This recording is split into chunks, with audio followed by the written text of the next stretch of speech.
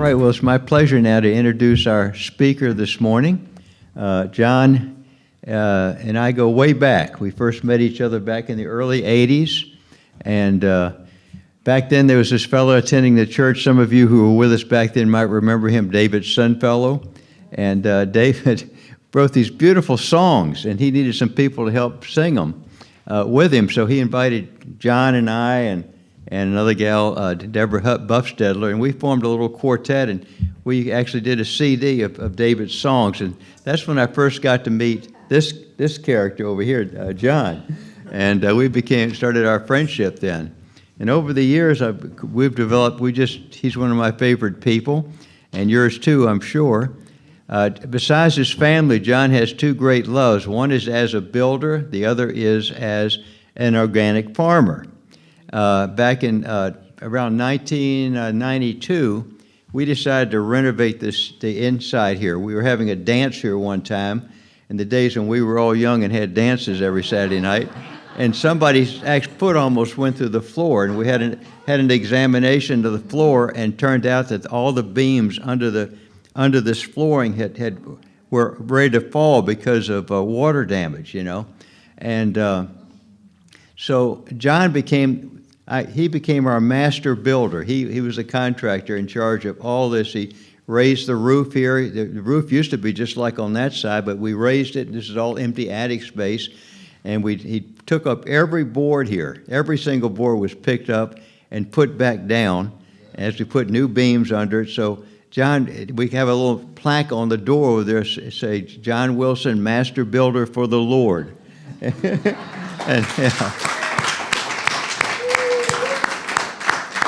And of course, I have to mention his organic farming, you know, at a time when we really need healthy food. John is a leader in the field, and he's gained fame in this area as a teacher. He not only had his own organic farm at one point, but now he's a teacher, and he goes to this women's garden clubs and talks to all these different groups about organic gardening, has a column in a newspaper. So anyway, without further ado, come on up, John.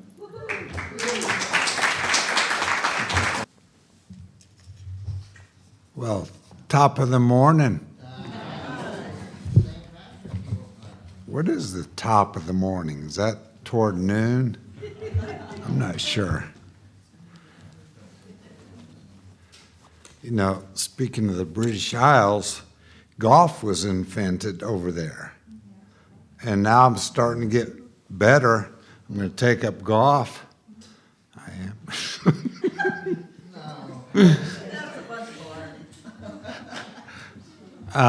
When I go, though, I'm going to take an extra pair of pants in case I get a hole in one.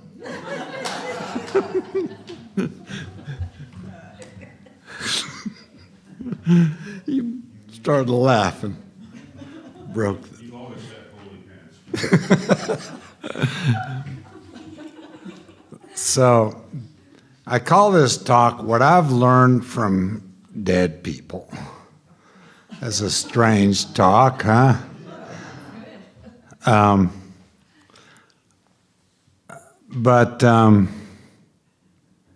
Yeah, I've learned a lot from people who've passed on because they've come back to me in dreams and so forth. Of course, you can learn a lot from people who are still here, too. Don't forsake the living. They can be okay. Just saying, I didn't expect this to happen the way it did. I was minding my own business on the street corner, just hanging out no, I was actually in bed because I had a dream. But I was expecting a full night's sleep undisturbed each time. Well, that's what you get for being a meditator before bed, right? You get all opened up and things happen. Each of these experiences I had has something different to tell. The first one is simple. People from the other side can still care about what's happening here. Here on this side of the veil. I have a picture of of family members and cousins on a slope going down to the lake we used to go to during the summer. And it was a grand time. I had so much fun when I was little with my cousins. It was great. And most of all of us slept on mattresses lined up in the attic. We'd climb up the attic stairs and sleep, but Grandma and Grandpa got the only bedroom in the cottage. We had a very little cottage. Anyway, in the dream, we were all gathered for a family photo. It's a picture I actually have. This was after Grandma had died. I saw her kind of hiding in the background, kind of, looking. And notable in this dream is I saw her eyes. When you see somebody's eyes real clear in a dream, that can mean that they're there visiting in your dream space. But I looked closer and I said, Grandma, what are you doing here? I thought you were gone.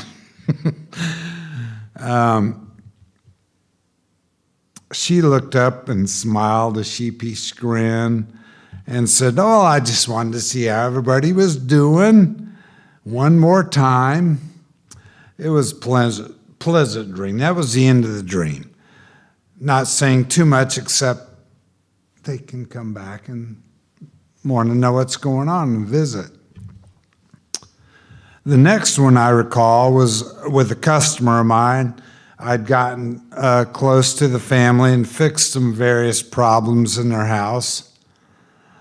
The man had dropped dead suddenly in his church parking lot.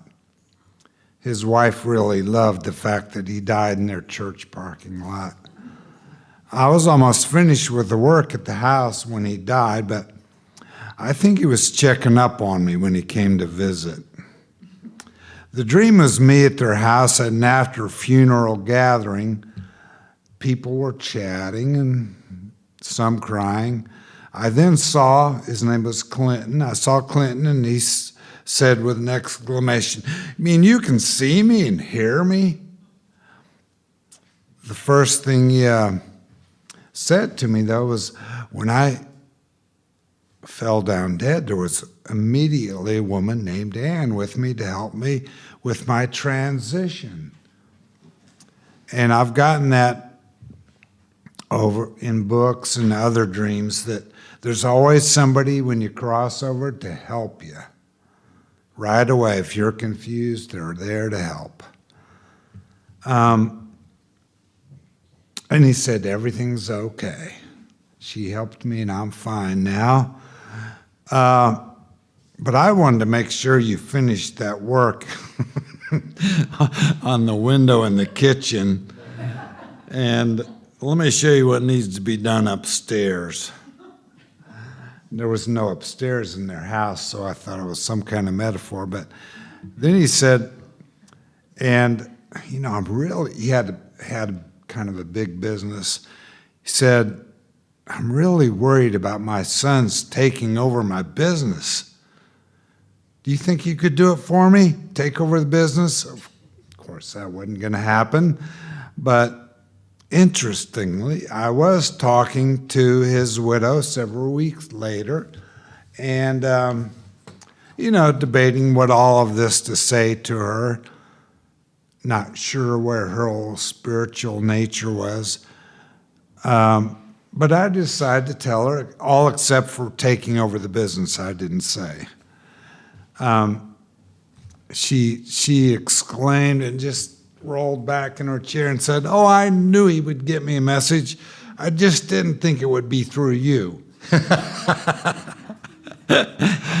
It's kind of, just a plain old carpenter to her. But I did say, he told me he was worried about your sons taking over the business. You should have heard her laugh. She said he was so worried about that in life And so it was kind of a confirmation for both of us. And so anyway, that ended that dream. It was kind of fun just to share that with her and have that moment. And you can find moments like that, whether they're through a dream or not, with people all the time, if you just be a little open. The third one was the most emotionally impactful to me, and I may have said this one before in here, and you may remember me saying it, but we all had a friend named Jack Kettle, if you remember Jack. He was a self-proclaimed voluntary peasant. He lived simply and quietly, trying to not make a big impact on the environment or anything else.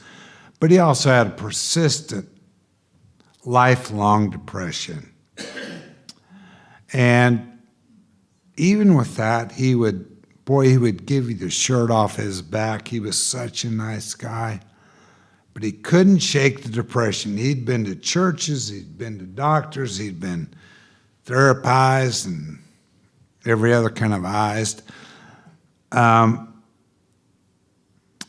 a very sensitive mutual friend saw him one day and then came to me and said she saw him with angels all around him and that she knew maybe he was not going to be here long and considering committing suicide, and I should go to him. Well, I went, and he, poured his heart out, poured his soul out to me. A little after, he did commit suicide. And boy, did I ever feel guilty. Survivor's guilt, you've heard of? I was thinking, I should have gone over more. I should have talked to him more. Those kinds of thoughts. Well, indeed, I needed this dream for myself. Because in the dream, he came up the beach in a tropical setting, paradise, right? White sand, palm trees. He had a bounce in his step. He had khaki shorts and a flowered shirts. In life, he almost always had black clothes, all dark, a little dark visage around him. But he had a bounce in his step with his colorful clothes and everything. He said, "Hey, John, I just want to let you know someone was there with me right away." There it is again. To help me with my transition. They assured me that my decision for myself, at least, was okay. And that relieved me of some, like I should have helped him more. And that was nice. It was really nice for him to come and visit and, let me off the hook. But then he got a little closer, lowered his voice. You know how people do when they want to say something important, they get closer and lower their voice. And he said, "I wanted to let you know that what people see from the other side are your intentions. So whether you fall down or whether you do whatever, your intentions for your actions are what we see." And I've remembered that all these years, trying to make sure I have good intentions, which isn't always easy.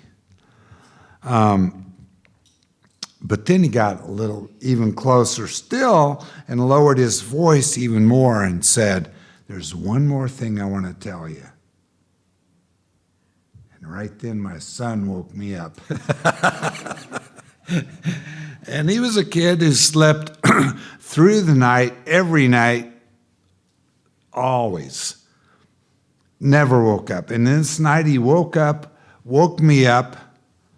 As soon as I was awake, he walked right back to his bed and he did his job. He woke me up to remember the dream. And I don't think there was another message in words. I think the message was, your life is here, your son is here, live your life. And that's what I took from it. So, with all those messages, one is sometimes people just want to come back and check in. Sometimes an old boss is going to check on you, do the right thing, and then sometimes they're full of comfort. And then, of course, Grandma just wanted to be in the picture. So why talk about people who've moved on? Because, in fact, I learned through these 3 dreams, there is no death. Just remember, there is no death. The universe and heavens are one continuous whole. You know, they may have left the physical life, but they're just across a thin veil right over there. You know, I can't say where over there is exactly, but and then some people can communicate with them over there. And we can build bridges too. There is a reason we are shut off from our memories of life as a soul before this incarnation. Little did you know that in this universe, we're living on a planet with a blue light special. We get 2 evolving points for every victory we make. So, I'm just making that up.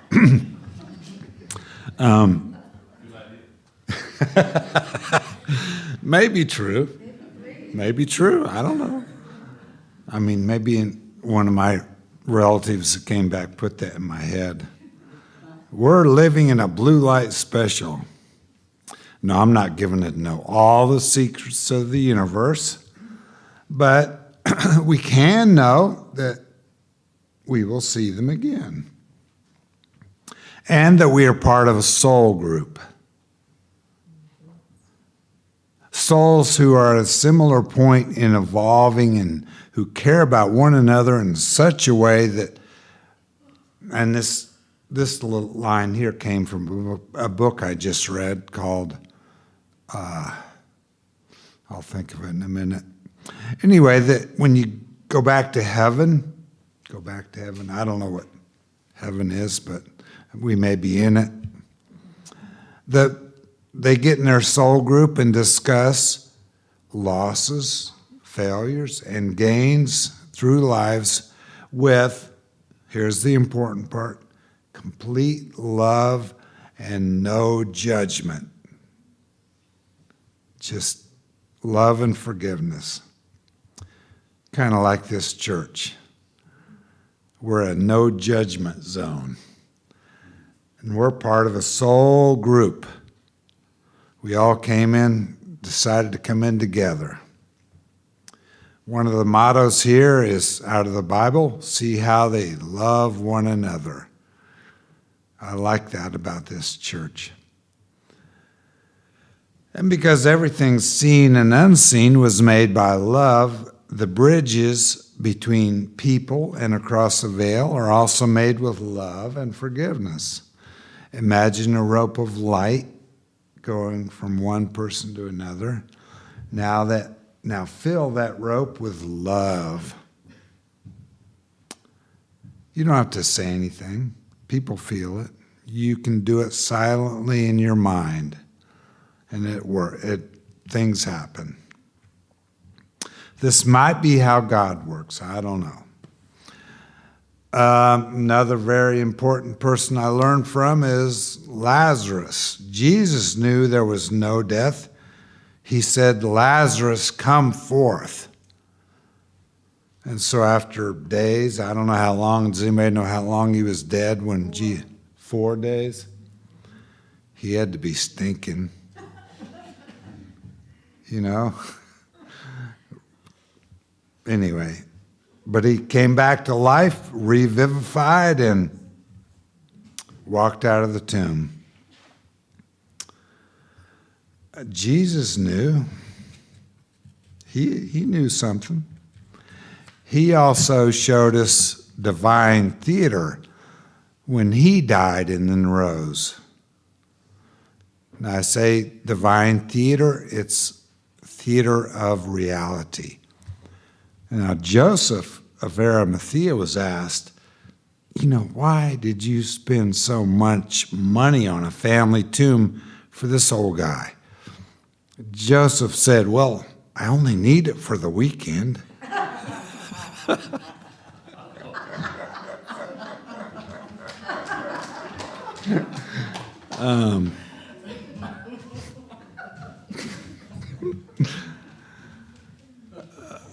You got it right back.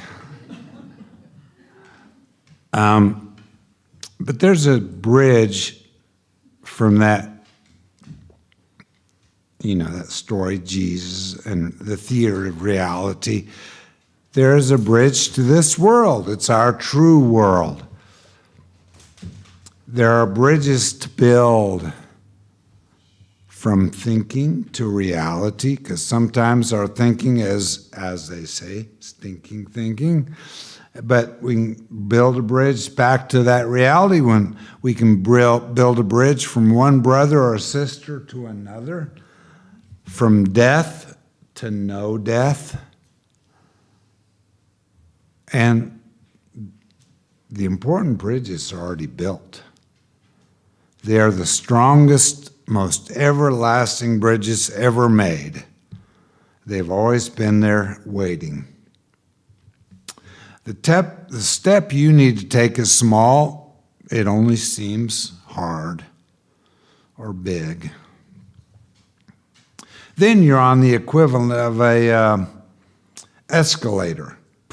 You just, whoop, you're moving, gliding effortlessly, and you're there in no time. Because guess what? There is no time. Time was made up. By the way, you don't have to die to make this transition. In the Hebrew scriptures, a man named Elijah went up from standing there among people, whoop, he was gone. So those things all teach me there are many roads and ways. You can go from here, you can go from after death, you can come to this place of light. My friends talked to me in my dreams effortlessly and told me how much love is available once they got there. The bridge you need right now has been built and is waiting with infinite patience for you to take that step. And you will really find out what true love is. You will see old friends and what no death means. So I say, come forth from whatever small cave you're holding on to. You are a child of God. Come forth.